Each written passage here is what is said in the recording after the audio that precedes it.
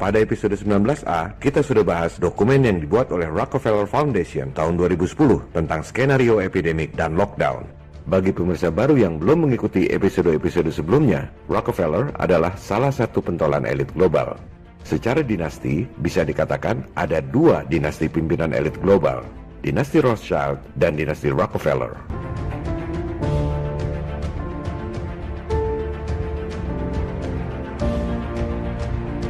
Rothschild lebih dulu ada, menguasai pemerintahan dan bank-bank sentral di Eropa. Rockefeller berkiprah 100 tahun setelah Rothschild, menguasai pemerintahan dan bank sentral Amerika. Rockefeller lebih kaya dari semua pemerintah di dunia, termasuk Amerika. Mereka lah yang kasih utang ke seluruh negara di dunia. Dan negara pengutang terbesar di dunia adalah si adik kuasa Amerika, diikuti Jepang dan Cina. Gedung PBB yang megah di New York dibangun tahun 1949, sumbangan dari keluarga Rockefeller.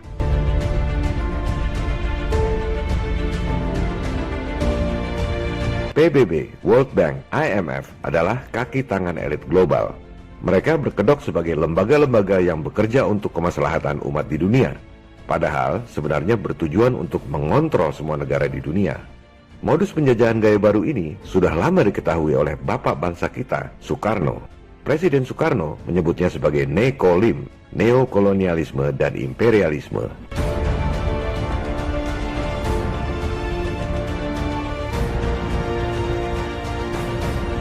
Elit global melakukan infiltrasi ke pemerintahan-pemerintahan dunia, militer, sains, LSM, dan lain-lain dengan menggunakan kedok yayasan.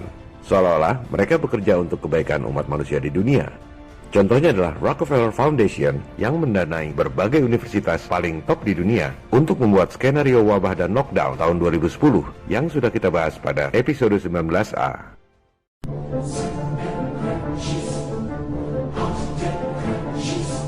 Sekarang kita dengar apa kata Rockefeller tentang tudingan bahwa keluarganya adalah elit global yang berkonspirasi merugikan umat manusia lain untuk menciptakan pemerintahan diktator dan otoriter, New World Order.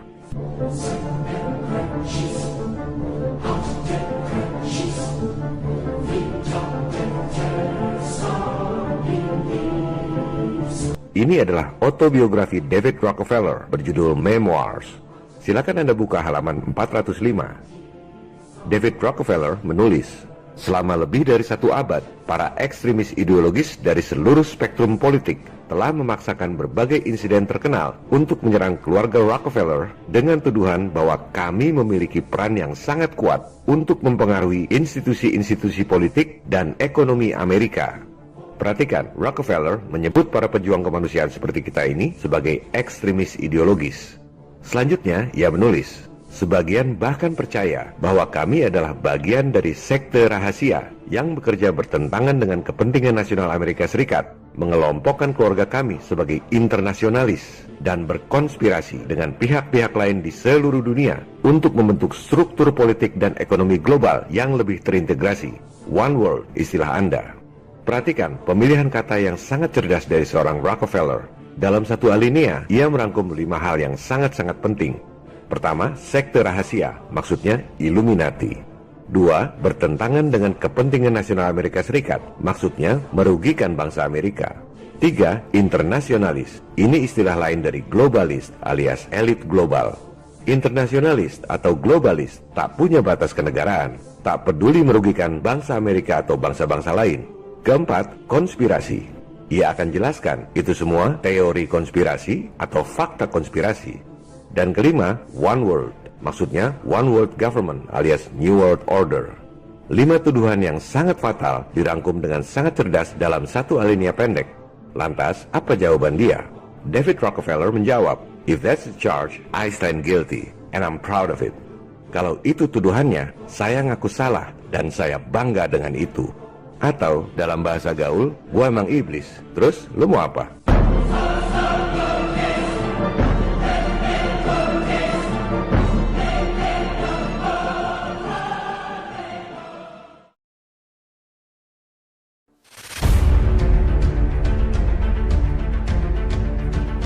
Pada episode 19A, saya sudah sampaikan bahwa apa yang terjadi saat ini, bencana wabah di seluruh dunia, orang-orang pakai masker, cek temperatur di gerbang, lockdown, ekonomi runtuh, peningkatan kemiskinan dan penderitaan rakyat, adalah persis seperti skenario Rockefeller Foundation 10 tahun yang lalu. Di episode 19B ini, saya juga sampaikan bahwa Rockefeller sendiri mengaku bahwa ia adalah sekte rahasia yang bertentangan dengan kepentingan rakyat, berkonspirasi di seluruh dunia untuk menciptakan New World Order. Jadi, yang jahat sebenarnya bukan negara atau pemerintah Amerika, melainkan para elit swasta yang kebetulan banyak tinggal di sana. Rakyat Amerika sendiri sudah dirampok habis-habisan oleh para elit di sana. Cina duluan lockdown dan sembuh adalah bagian dari skenario 10 tahun yang lalu. Tujuannya agar jadi contoh supaya negara-negara lain ikut lockdown. Sementara Amerika memang disetting untuk lambat lockdown, di mana nantinya akan disalahkan sebagai penyebab makin berjangkitnya virus. Itu semua adalah bagian dari skenario 10 tahun yang lalu.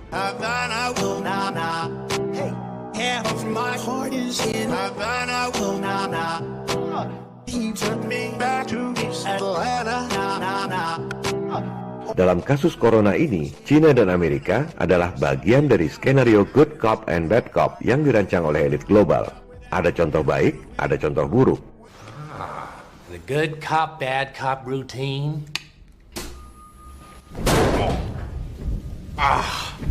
Apa yang saya sampaikan di episode 18 bahwa elit global akan datang pura-pura menawarkan bantuan utang sudah menjadi kenyataan. Indonesia baru saja menerbitkan surat utang alias bond terbesar sepanjang sejarah. Total 4,3 miliar dolar atau sekitar 70 triliun rupiah yang harus ditanggung oleh Anda dan anak cucu Anda sampai 50 tahun ke depan akibat krisis corona. Padahal para bankster elit kasih utang sebesar 70 triliun itu dengan modal dengkul. Jangan salahkan pemerintah Indonesia, karena semua hanya ikut sistem yang diterapkan oleh elit global di seluruh dunia.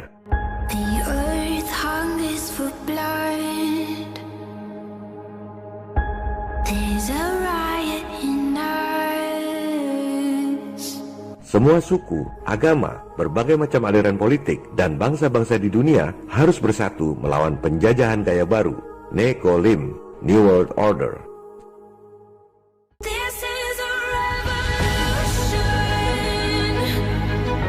I hate imperialism. I detest colonialism.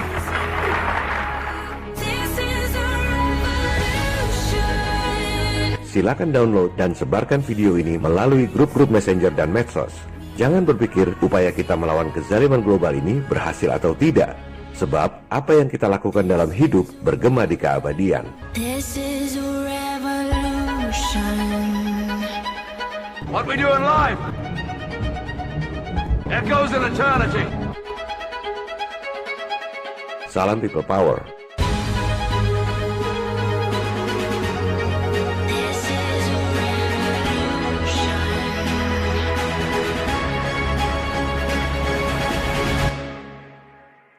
This is a revolution.